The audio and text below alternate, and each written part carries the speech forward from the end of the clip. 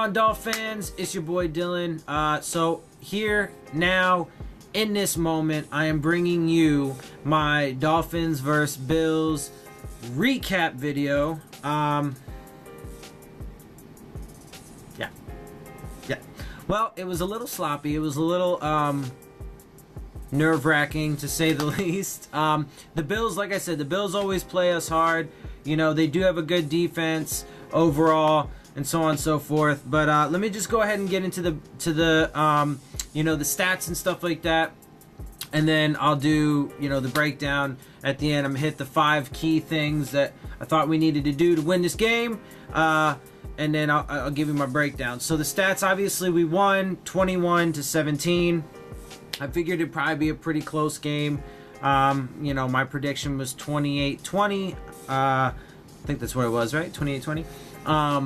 From my preview video, thought we'd win by at least a score. But yeah, no, obviously it didn't happen. But we won, so that's the good thing. Some not so good things though. Well, let me give you the stats. I'll give you the breakdown at the end. I always do that. So total yards, we had 175. They had 415. We had 217. Or excuse me, we had 115 passing yards. They had 217 passing yards. I put that backwards on my little template there. Also, let's see, we had 60 rushing yards. Only 60 rushing yards, and they had 198.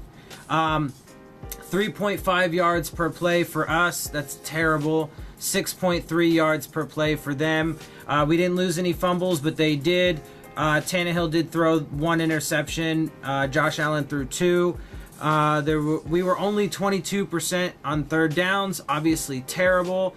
And they were 38% on third downs. We had the ball for 32 minutes, 57 seconds. They had it for 27 minutes and 3 seconds. We had 8 penalties. They had 13. Passing statistics, Ryan Tannehill was 16 of 24 for 66.7% completion percentage, 137 yards, 3 touchdowns, 1 interception, and a 103.6 passer rating. So, real quick, Tannehill did perform well overall. He performed well. Obviously, he didn't have a lot of yards because, you know, the scoring drives were all pretty short yardage. Josh Allen was 18 of 33 for 54.5% completion percentage, which is about average for him. 231 yards, 2 touchdowns, 2 interceptions with a 71.7 passer rating. Rushing leaders, Kenyon Drake led the way, 7 touches, 31 yards, and a 4.4 average. Frank Gore had 8 for 21 yards and a 2.6. Brandon Bolden actually had a carry, 1 carry for 10 yards and a 10 average. So, good for him. Okay, so rushing for the Bills, the leading rusher was motherfucking Josh Allen with 9 rushes for 135 yards with a 15 average. God damn it, we cannot fucking... Look, we held him to relatively pedestrian numbers. You know, I mean, he had decent stats, but relatively, you know, his touchdown to interception ratio was 1-to-1, 2 touchdowns, 2 interceptions. His passer rating wasn't great, low completion percentage, but he had a decent yardage, right? So we did all right in that respect with Josh Allen, but we let the motherfucker run all over us. And then LaShawn McCoy had 15 rushes for 52 yards and a 3.5 average, which was good, so I'll get to that in a minute. Receiving leaders, Devontae Parker led for us, 4 of 7 for 43 yards and a touchdown. Kenny Stills was 4 of 6 for 37 yards and a touchdown. Bryce Butler was 4 of 4 for 25 yards. Kenyon Drake was 2 of 4 for 13 yards and a touchdown. Frank Gore had a catch for 10 yards, 1 target. Nick O'Leary was 1 of 1 for 9 yards. For them, Zay Jones led the way, 4 of 9 for 67 yards, 2 touchdowns. Isaiah McKenzie, 4 of 4 for 46 yards. Patrick DeMarco, 1 of 1 for 38. Robert Foster, 1 of 4 for 27. Kelvin Benjamin, 2 of 4 for 20. LaShawn McCoy, 4 of 4 for 12. Deontay Thompson, 1 of 1 for 12. Charles Clay, 1 of 2 for 9. We did all right there. You know, we obviously could have done better. We did let up some you know, chunk plays that we didn't need to be letting up in the pass game, but overall the pass defense wasn't terrible. And overall, the run defense wasn't either, except for that one key factor of Josh Allen. We need to be better with running quarterbacks, man. Anyway, continuing on. Fumbles. Kenny Stills fumbled the ball. It was on a punt, but he got it back. He didn't lose it. Chris Ivory fumbled one, did not lose it. Isaiah McKenzie fumbled one and lost it, and Josh Allen fumbled one but didn't lose it. Defensive statistics, Kiko Alonso led the way for us. He had 8 solo, 3 assisted tackles, 1 tackle for loss. Rashad Jones was 6 solo, 1 assist. Raekwon McMillan, 6 solo, 2 assists, 2 tackles for loss. Bobby McCain, 4 solo, 1 sack, 2 tackles for loss. Minka Fitzpatrick, 4 solo, 1 assist, 2 passes defensed. X-Man, Xavier Howard, he loves getting around that ball. He had 3 solo tackles, 1 assist, 2 interceptions, returned for 20 yards, and 2 passes defense. Robert Quinn, 2 solo tackles, 1 sack, 1 tackle for loss, 1 forced fumble. Cam Wake, 2 solo tackles, 1 tackle for loss. Andre Branch, 1 solo, 1 assisted tackle, 1 tackle for loss. And then Sonoris Perry had a fumble recovery, and that was on a punt. The ball hit the arm of one of the Bills. He didn't catch it. It was just he went for the fair catch, but it just ended up, scraping his arm, and then we got it. So cool. Good for us, right? Well, we won, so that's good. So let's see. For them, Matt Milano led the way. 4 solo, 4 assisted, 2 tackles for loss. Micah Hyde, 3 solo, 1 assisted, 1 interception. That was the 1 interception at the end of the half. He got an interception, 1 pass defense. Jordan Poyer, 3 solo, 2 assisted, 1 pass defense. Tre'Davious White, 3 solo, 1 assist. Jordan Phillips, 2 solo, 1 assisted tackle, and 1 pass defense.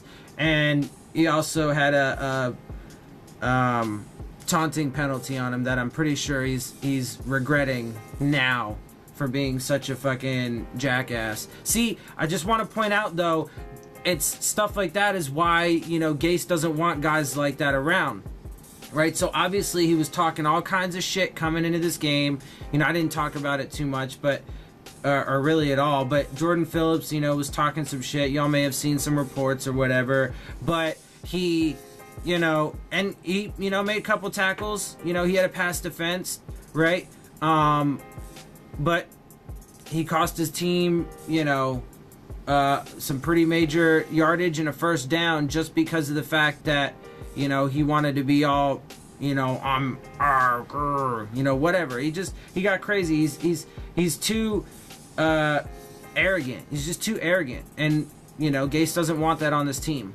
Anyway, Tremaine Edmonds had no solo tackles, 4 assisted, and 1 pass defense. In the kicking game, Jason Sanders didn't kick any field goals, but he was 3 for 3 on his extra points. Lovely. Steven Hauschka missed 1 of his 2 field goals. He made 1 from 32, and he missed his 1 extra point.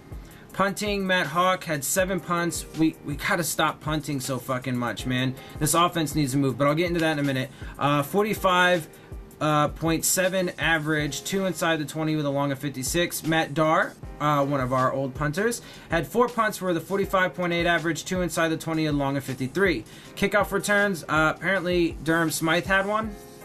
No average, no long, nothing like that, no stats, just he had 1. Isaiah McKenzie had 2 with a 15.5 average with a long of 19. Punt return, K Stills had 2 with a 3 average, a long of 6. And Isaiah McKenzie had 1, no average, no return or anything like that, but he had 1. Alright, so getting to my 5 keys to winning the game that I said from the preview. Now, obviously we did win, so obviously we did stuff well enough to win the game. So great, but definitely some concerns. So like I said, like I mentioned earlier, number 1 was stop the run, and we did that for the most part. Chris Ivory didn't have an impact. I think he had like 1 or 2 carries for just a few yards. You saw, I told you LaShawn McCoy had 15 carries for like 50-something yards, like a 2-point-something average, right? Not very good, but goddamn Josh Allen. Luckily, we won't have to deal with that next week. We have different problems to deal with when it comes to the Patriots, but luckily a mobile quarterback, certainly at that level. I mean, Tom Brady's not going to run for 135 yards, I think. I mean, that's crazy. right? So, I mean, we got to do something about that. Yeah, 135 yards with a 15 average. I mean, we can't let mobile quarterbacks. It's killing us. But here's the thing. I think it goes back to like what I said, man. We need one of our biggest issues going into this offseason is definitely going to be interior defensive line. That should, I think personally, especially since the quarterback class is not the greatest, I think preliminary, we'll get into that much later on, but preliminary, I would say take an offensive lineman first, a defensive lineman in the second, and then get a quarterback in the third. Preliminary. We'll see how the rest of the season goes and so on and so forth. We'll obviously be getting guys back as well, but I think that defensive line and offensive line are the primaries for this next draft. Okay, so we stopped their running backs, but we let the quarterback run all over us. So, kinda, sorta, not well enough. Obviously, we let almost 200 rushing yards total. That's not good. We can't let that happen. Again, next week, we don't really have that problem so much. Although, the downside to that is then we play them in the last game of the season. So, if our ability to get into the playoffs hinges on them, and that last game, they could give us some fits. They could give us some fits, and it could be tough. It could be a really tough game. Now, they came down here last season and played us to get into the playoffs, and they won. So let's get some revenge if that's the case. Anyway, number 2, protect Ryan Tannehill. For the most part, as far as the protection goes, for the most part, it was all right. I mean, they definitely got to be a lot better. Jesse Davis let up a sack. I think they had like 4 sacks, was it? I think they had... Was that right? No. They had... Let's see. No. Why don't they have any sacks? I could have swore they had some sacks. Apparently I am totally wrong about that. Hang on. I feel like that's not right, though. Yeah, they had 3 sacks. Oh, because they... Whoops, my bad. I forgot to list the guys. It's just because they had a low tackle count. My bad. I don't normally, when it comes to guys who have 3 or less tackle or less than 3 tackles, I don't even put them on there. It's too much. It gets to be too much. Unless they have, like, key other sets. Anyway, they did get 3 sacks, and they were getting some pressure and stuff like that. But it's basically the interior of the offensive line. Like I said, our bookends have been, fine. Laramie Tunsil's doing great. Juwan James, he gets a penalty every now and again, which he still needs to work on. He's gotten better at that over the years, but he does need to tighten up. But the bookends have been fine. Basically, it's the interior. And Jesse Davis had an off game, so that made it even worse. Because he definitely let up, one of those sacks for sure. So, I mean, they're going to have to play a lot better next week if we're going to beat the Patriots for sure. But overall, I thought they did okay, but certainly not well enough, not by any stretch. I mean, our running game, we got 60 yards. That's not good enough. So, I mean, overall, subpar, because they let up 3 sacks. They only got 60 yards on the ground, and Ryan Tannehill only had 115 yards, I think it was. And luckily for us, we had a few, short yardage possessions, short fields or whatever that we were able to capitalize and get some scores on. But, I mean, we're not going to be able to rely on stuff like that, like especially against teams like the Patriots or against the Vikings when we go play them in Minnesota. So, golly, man, I mean, like I said, it's injuries. We're missing Sitton and Kilgore. We're missing. I mean, Travis Swanson didn't play this game, so hopefully next week he plays, because I think that having Swanson in there definitely made it, better, because then this game we had Jake Brendel, I believe, at center with Ted Larson at left guard. The other way would be Jake Brendel at left guard and Swanson as the center, and I think that works better. So hopefully he'll be back. Hopefully he'll be ready for next game. Hopefully Amendola will be as well. We didn't get any more injuries or anything, so that's good. So we survived in that sense as well. Move the ball and score points. Well, that's kind of a mixed bag too, because like I said, we scored 21 points. We got 3 touchdowns, but it was mostly because there was, short fields that, we were able, and some turnovers and stuff like that we were able to capitalize on. But, we didn't have to move the ball really to get those scores is what I'm saying. So it's kind of a mixed bag. Pressure Josh Allen, good Lord. We were getting pressure all day. But God, they just kept barely missing sacks. Now, the silver lining to that is if we can get pressure like that next week.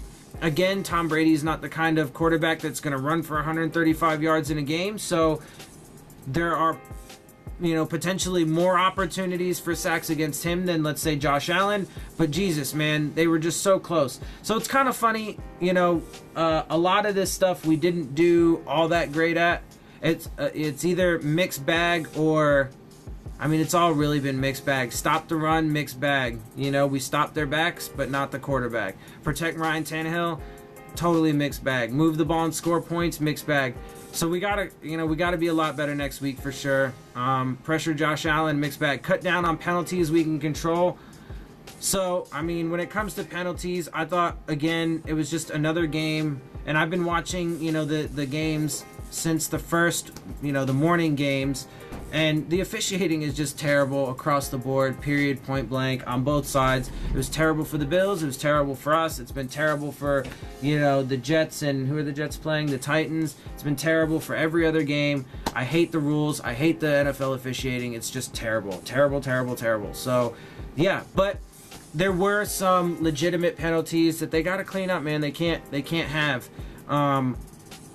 So again, a mixed bag. On all five keys to winning, I guess ultimately you can say we did just well enough to get the win, but none of it was ideal by any stretch of the imagination. So anyway, there you have it. That's my breakdown of the game. Let's hope, like I said, let's hope we can get Amendola back. Let's hope we can get Swanson back for this next game. Let's get these guys rested. Get them a good week of practice. We have, it's our next game is against the Patriots. It's at home again, so it's another home game. So that we have that, and historically we do give the Patriots some trouble when they come down to Miami. So let's keep that going. Let's get another victory. That'll take us to 7-6. Oh, by the way, too, we did have some games go in our favor today. The Bengals lost, which was really good. The Ravens did win, but, that's kind of whatever, I guess. Let's see. The Bengals lost. The Colts lost as well. So we are actually currently, as it stands, the 7th seed in the AFC. So we are just on that, outer edge of being in the playoffs. So obviously we need to just keep winning, whatever that means. However it's done, we need to keep winning. We need to win. So, but yeah, other things did go our way. Right now, actually, as it stands at this precise moment, the Jets are beating the Titans 16-6. So if the Titans lose, that also does help us. If I don't know what the score is in the Minnesota-New England game, but if somehow Minnesota could beat the Patriots, obviously that helps us. But we'll see. It's in New England, so that's kind of tough. But we'll see how that goes. In any event, again, we just need to win. We need to win. So they better have a damn good game plan and stuff ready for New England this upcoming week. And they need to, X needs to keep it going, man. He got 2 picks last week. He got 2 picks this week. He needs to get 2 more against Brady next week. Do it, and do it big. All right, so anyway, that's it, guys. Obviously, I got post-game press conferences for you. Get those in. If you like my video, I hope you do. Make sure you hit the subscribe button. Make sure you hit the like button. Hit the bell if you want the alerts. Leave your questions, comments, and concerns down in the comments section. Tell me, what you guys think about this game, how it played out. We can start talking a little bit preliminary for, draft. not because I think that the season is over, but just, because it's at that time of the season where we can start really evaluating the team and see where our strengths and our weaknesses lie. Obviously keeping in mind all the guys we're going to get back healthy. I think it comes down to the lines. But just whatever. If you guys want to just chime in with anything, let me know. I love talking to you guys. I love interacting. Even, Bills fans, if you want to get up in here, let's talk. Let's, see what you think. Let's chop it up a little bit. And with that, guys, also, don't forget, follow me on Twitter, @Dillon Tartaro. I do tweet out pretty regularly, so follow me there. And with that, guys, I'm out. Enjoy the interviews. I'll see y'all soon. Fins up.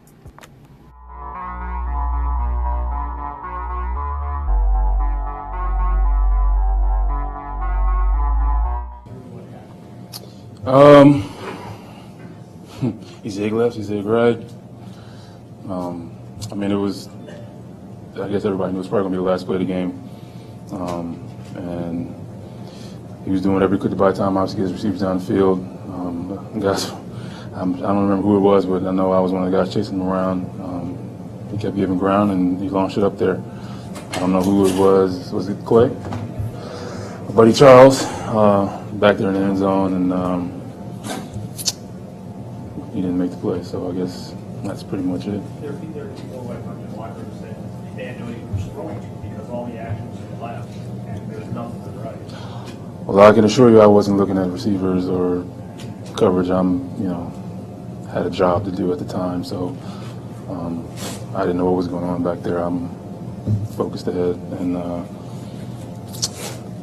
win for the good guys. I imagine it's a royal pain when there's a guy back there holding the football and he's doing that. But what is the toll that takes over 4 quarters? Well, I think it's two sides of the sword. If you have a guy who the necessity is for him to do that, that means obviously your front's getting after him. There's pressure. Guys are winning. So getting back there, I don't know, say it was easy, but that wasn't necessarily the issue. It's once you get back there, now you have to go from pass rusher to linebacker, and you gotta corral somebody who's trying to not necessarily throw the ball, but run and get yardage. And there's more of them blocking there than there is of us rushing. So there's going to be a lane somewhere, and good guys are going to find it. And he got out there a couple times, but again, pick your poison. You want him throwing it or you want him running it. I think over the course of a game, that's you can look at it either way. But it was exciting to say the least. I'll say that. I know you guys get measured by sacks, but what you just said is true. You were winning at getting to the kind of the quarterback. Yeah. It's just that he wouldn't cooperate. Just stay there and wait. Generally, that's not the case. If it was easy, everybody would be doing it. Defensive line is hard. You got to wait for the ball snap, and you got a 300-pound man to deal with, and then once you get him off you, now you got to, contort your body and get to the point of contact. And once you contact, now there's a whole other set of rules about how you contact. So it's a lot, again, but at the end of the day, that's our job. So, again, we got one part right, getting back there, but then again, we got to try to do a better job of getting them down. But yardage is yardage one way or another, so that's a defense. Jim, Xavier Howard is a guy who is really making a name for himself this year. What have you noticed about him, maybe since training with him or since the offseason? Man, he must have a tremendous D-line that's forcing some errant throws, and he's getting lots and lots of interceptions. Make sure you tell him I said that. No, I've said it all along. Obviously, we have a thing left side. We want to make sure I'm going to help him out. He's going to help me out. But, take nothing away from him. He's a tremendous football player. We call him ball hawks. That's pass rusher's best friend is a great corner. I say it all the time. So I'm going to do my best to keep getting errant throws, and he's going to do his best to keep getting quarterbacks to pump the ball, and we work hand in hand. And it's not just him and I, but obviously that's how it should work, complementary football, front to back, side to side. So he's been on a run, and I have enjoyed watching it every time he's been out there, and I'm looking forward to continue. When you say the left side, how aware are you of, you know, the cornerback, or do you guys play off of each other? Oh, we do. I mean, I tell them all the time, I mean, you give me 2.5 seconds, and everything else after that is on me, you know. As I've said it all the time, if, again, like, you're getting the quarterback to his second, third progression, that's my job. You shouldn't have to cover for 5 seconds. If that's the case, that's not on you. I mean, these are elite receivers. That's a D-line, or I put it on my back that I should have been there by then. Now, if he's getting the ball out in 1.5, hey, come on now, let's tighten up, let me do my job. So, again, that's the way it's supposed to work. He's obviously doing a tremendous job at that, and we got to continue to help him out. Big topic of conversation this week was missed holding calls.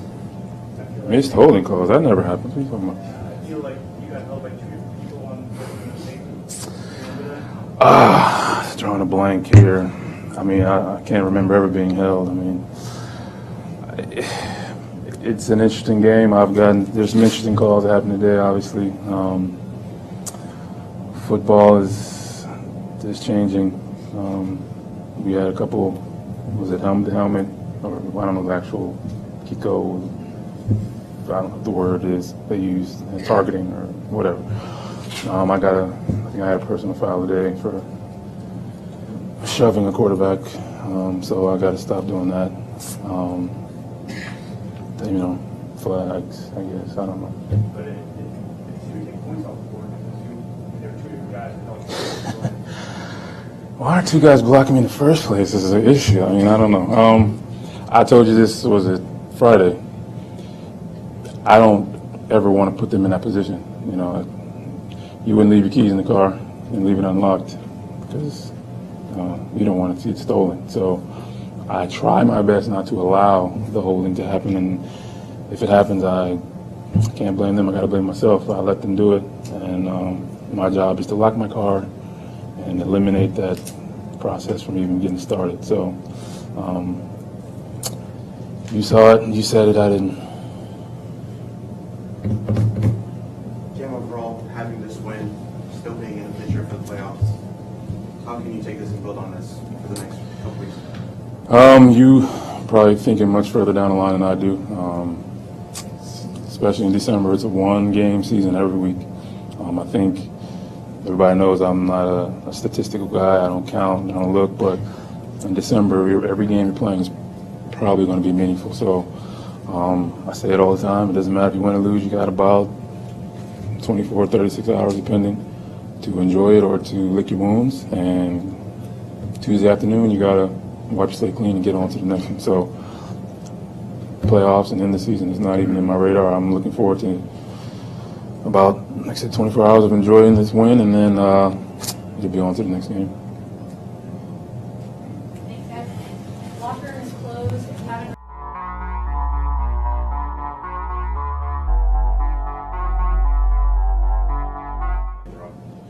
Well, I was holding my breath for what felt like an eternity. I saw him scrambling around. Quinn is trying to corral him. He went left, right, back left. When he turned and wound up the throw, I looked out and saw Charles scot-free over there. So from about that point till the ball hit the ground, I was holding my breath. Thankfully, they weren't able to connect. What does it feel like? I mean, you guys have been on the bad side of a lot of these luck games. Now you're on the fortunate side. What is that like? Beats the heck out of the alternative, I'll tell you that much. To finally be able to pull one out, feels really good. Proud of the guys, the way they battled. It took all 60 minutes today, and thankfully we're on the right side of it.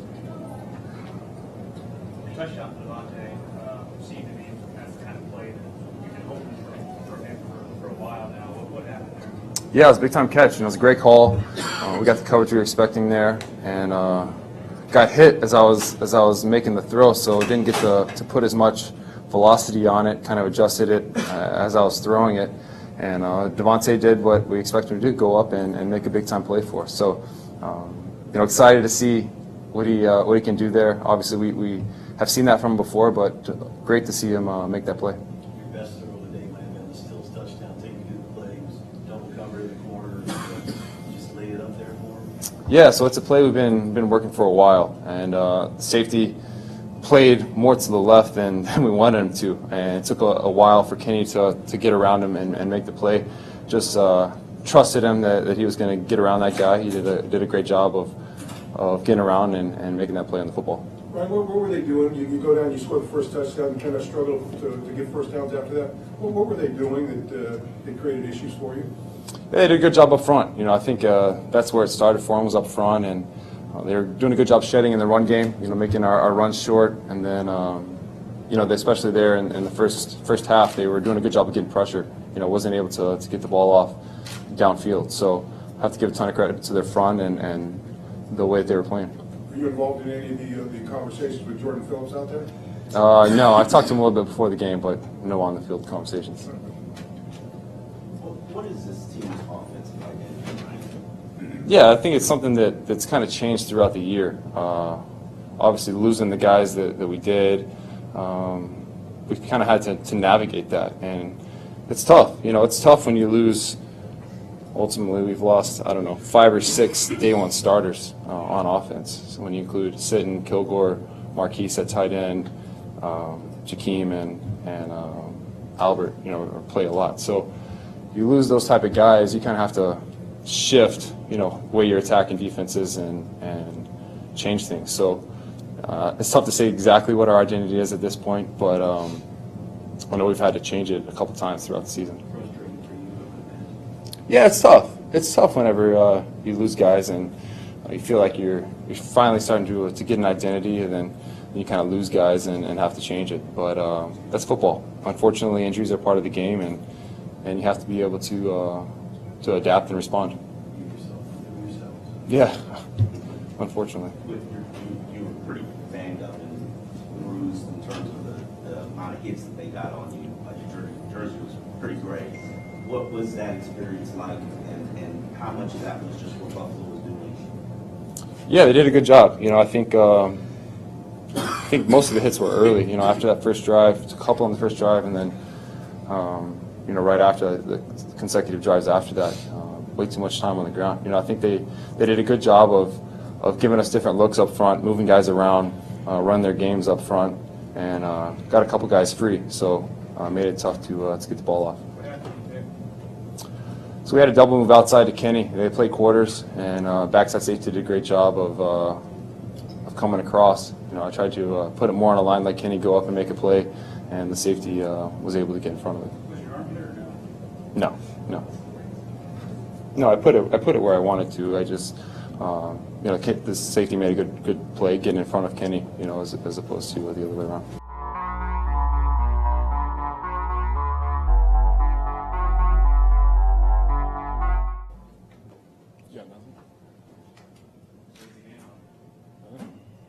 Cares win. You guys get out 84-15 and 175 and win, you feel? Yeah, I don't care. It's fine. We didn't turn it over. We left too much out there on offense. We had opportunities. It's a good defense set. That's one of the top teams in yardage. But, we knew if we won the turnover margin, that was going to give us a good chance to win. What was going through your mind in the last play? Josh Allen I was just thinking, get him down, and the longer he extended it, then you start getting concerned because you just figure somebody's going to free up. So I know both sides were gassed. It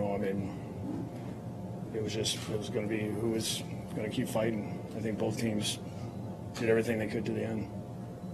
As far as rookie quarterbacks go, it seems like he keeps you on your heels a little bit, keeps you guessing a little bit more than normal.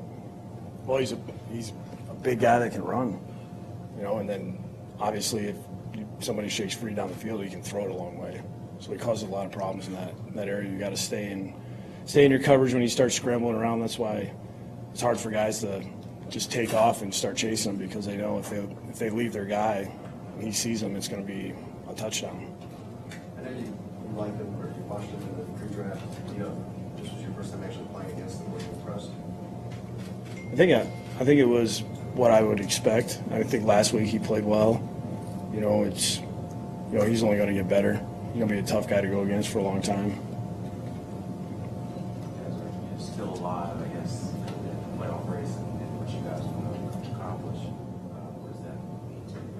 I think it's one game at a time for us right now. You know, we got to focus. You know, when it hits Wednesday, focus on the next week. Just worry about that one and do everything we can to win that game. You know, these guys should enjoy this one for the next 24 hours, and then we'll move on. I thought there was a lot of good. There was a couple of things that right away he knew that he missed, but we ended up scoring on those drives anyways, which was good. You know, it didn't hurt us. And the interception, I thought he threw a pretty good ball. It gave us a chance. You know, I think we go back and watch that one. Kenny will probably think I could have stopped and went and got it, and Ryan will probably say he probably should have put it out there a little more. Coach, what does this win mean for your football team? Keeps you alive in the postseason? Yeah, I think our guys are just more excited that, you know, we won a tough game, a division game. You know, it seems like against those guys, it's just tough. It's tough to play their defense, and you know they got a tough scheme, and they do a good job executing everything. And you know their offense, it's a little different than what we've seen the past couple of years, but you know it's the young quarterback and his ability to move around that causes problems. You got a quarterback last week that was standing in the pocket throwing. You got a guy here that rushed for 135 yards, and got to be some frustration a little with that, knowing that you got good coverage and guys. Yeah, I'm not frustrated about anything right now. We won.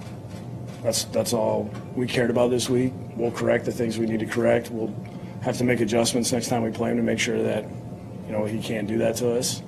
And I thought we did a good job of trying to bottle up Shady McCoy and keep him contained. We did a decent job there. There was a couple times where it got a little scary seeing him in the open field. We just got to do a better job of making sure the quarterback can't run for that much on us, and that's a couple weeks away next time we play them. They come in with a good defense, go down and score you after that. It was tough. Was it the defense exerting their will, or was it breakdowns? What did you it's probably a little bit of both. I mean, they are a good defense, and we hurt ourselves sometimes. We get a first down, and then we get two holding calls. So we hurt ourselves a couple times. We just need to clean up, some of those penalties, because it just goes back to like technique and fundamentals. All the things that we work on every day, and the day that we get a lot of that stuff cleaned up and avoid those type of penalties, that'll help us a lot. Coach, they get 2 more interceptions from X. He's just playing at a very, very high level. Yeah, I just wish we could turn those into points. Those are game-changing plays, and he's doing a good job of making it hard to throw to his side, and we need him to keep doing that, and we need him to, whoever's on that side that he's covering, just lock that guy down, and the rest of the guys just got to keep getting better. Did you hear anything on Jordan Phillips? In the corner of the end zone, the last time down in the corner of the end zone. When you saw him throw into double coverage, you wanted to kill him, and then when Kenny Stills caught it, you wanted to hug him. I wasn't sure if that safety was kind of flat-footed, so I was hoping at worst it was going to be an incompletion. I didn't think any negative thoughts at all. Can he open on that play? He caught it. Was he open on all the plays? He might have been. You played Bryce Butler more than seeing what exactly has happened there. You're trusting him to that extent. I think he's done a good job learning the offense. He's had 2 weeks of full practice to be able to get a lot of reps. He's picked everything up really fast. There's a lot of crossover that what he's done before and here. And he's just a guy he's been around for a minute, so he understands what we're trying to do for the most part. And he's a big guy that can go get the ball if we throw it to him. So there's something about that size that makes it comfortable for the quarterback. And how did it work out? I thought he did a good job. I don't remember looking at. I know he had one chance for a ball down the field to where he didn't like his release, and Ryan got off him and got to a check down. Alright guys, you've reached the end of my video. This is the end of the interviews. I hope you enjoyed those. I hope you enjoyed my show. Also, as a whole, if you did, make sure you hit the subscribe button. Make sure you hit the bell if you want to get the alerts. Make sure you hit the like button. And please share your questions, comments, and concerns down in the comment section. I love interacting with you guys. It's for you. This is for you. You know, and also follow me on Twitter at Dillon Tartaro. It's on the end screen. My Twitter handle is on the end screen if you need to know it. And with that, guys, I'm out. I'll see y'all soon. Fins up.